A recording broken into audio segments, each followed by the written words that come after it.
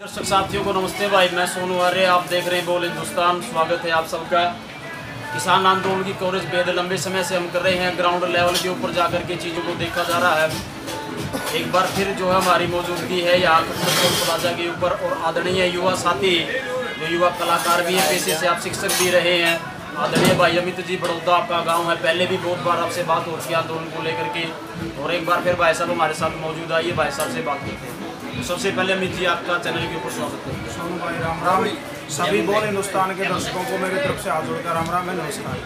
अच्छा, आपसे यही जानना चाहेंगे कि कल जो घटनाक्रम हुआ सिरसा के अंदर, सबसे पहले उसी के ऊपर बात करते हैं। बार बार सरकार की तरफ से किसान जो है वो प्रोटेस्ट कर रहे हैं, अपनी न्यायोचित मांगों को लेकर के सही बात को लगातार उठा रहे हैं, परंतु सरकार बार बार दमन चक्कर चला करके उनकी आवाज़ को दबा रही है। कल भी सिरसा के अंदर जो घटनाएं वही सारी चीज़ें देखने को मिल रही है।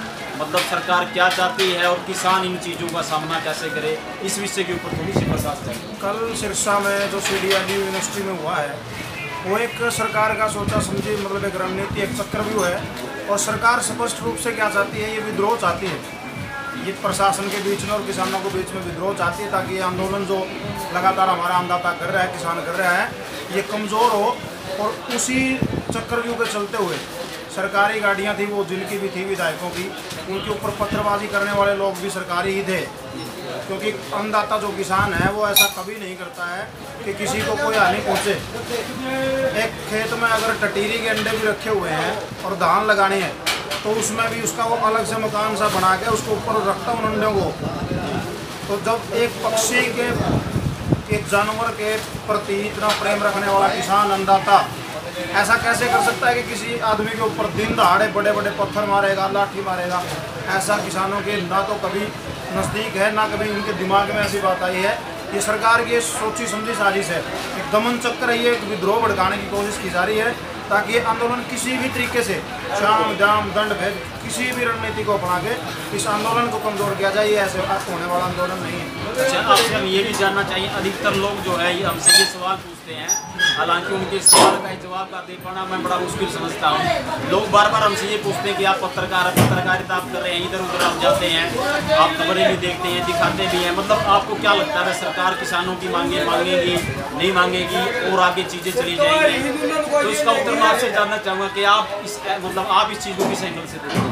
देखो, राजहट है, राजहट 3 तरह के हट होते हैं, बाल हट, त्रिया हट और राजहट। अभी जो सरकार है वो राजहट पे आई हुई है, और पहले भी इतिहास गवाह है, जिस भी राजा ने, चाहे वो कितना ही ताकतवर क्यों ना हो, जिस भी राजा ने प्रजा के साथ यानी आम जन के साथ जैसे भी विद्रोह हुआ है, आंदोलन हुए हैं, हमेशा जनता की ही जीत हुई है। अभी भी जनता की ही जीत होनी है। मैंने आपको एक दिन पहले भी बताया था कि अभी थोड़ा सा टाइम बाकी है। जैसे जैसे ये यूपी के, उत्तराखंड के जो चुनाव हैं वो नज़दीक आएंगे, वैसे वैसे सकारात्मक परिणाम।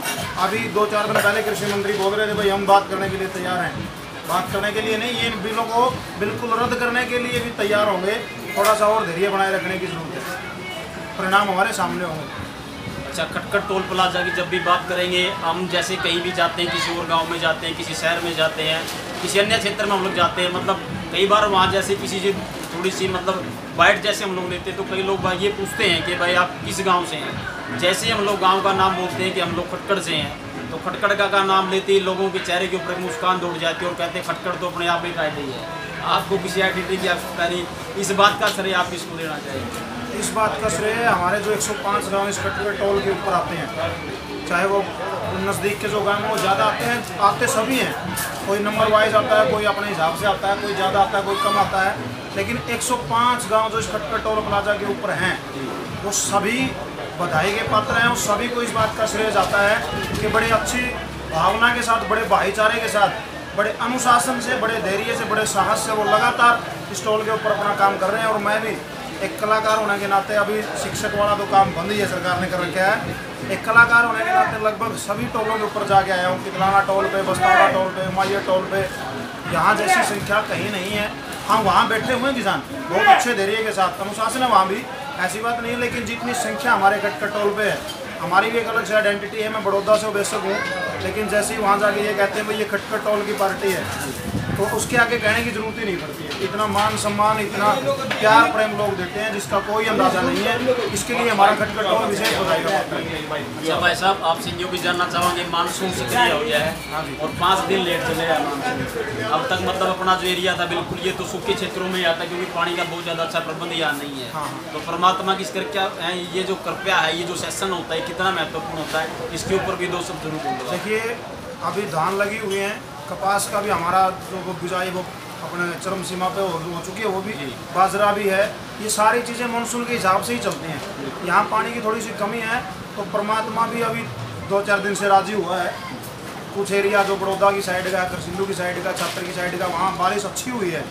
आज खटखट नहीं हुई है, आज कोशिश करेंगे खटखट भी राम बरसाएगा जाओगे, क्योंकि धान भी तभी चलेंगी जब बरसात होगी। कपास है तो वो भी पानी महंग रही है, बाजरा है उसमें भी पानी की ज़रूरत है। तो ऐसी सारी फसलें ऐसी हैं जिनको पानी की बहुत ज़्यादा आवश्यकता है। और हम तो परमात्मा से कलाकार होने के नाते, क्योंकि हम माँ सरस्वती को मना के तब मन संचालन करते हैं, तो परमात्मा से भी अरदास करेंगे हम पूरा दिन। आज और कोई मैटर ही नहीं रहेगा, पूरा दिन हमारे गाने में भी परमात्मा से ही अरदास होती रहेगी कि भाई यहाँ सारा जो एरिया है, वैसे तो पूरे हरियाणा में, पूरे भारत में जहाँ भी जमींदारे होते हैं सभी जगह ज़रूरत होती है, लेकिन यहाँ थोड़ी सी और ज़्यादा ज़रूरत है। तो परमात्मा से भी निवेदन है कि जल्दी जल्दी इस मानसून को हमारे पास लेके आए और अच्छी सी बारिश करें, ताकि और खुशनुमा माहौल हो और जल्दी से सरकार के भी समझ में आ जाए। यह भी सद्बुद्धि परमात्मा उनको दे। धन्यवाद भाई साहब, आपसे बात बहुत बहुत धन्यवाद। देखते रहिए बोल हिंदुस्तान भाई, बहुत बहुत धन्यवाद आपका। साथियों, ज़्यादा से ज़्यादा वीडियो को लाइक करें, शेयर करें, कमेंट करें और चैनल को सब्सक्राइब करना ना भूलें। धन्यवाद।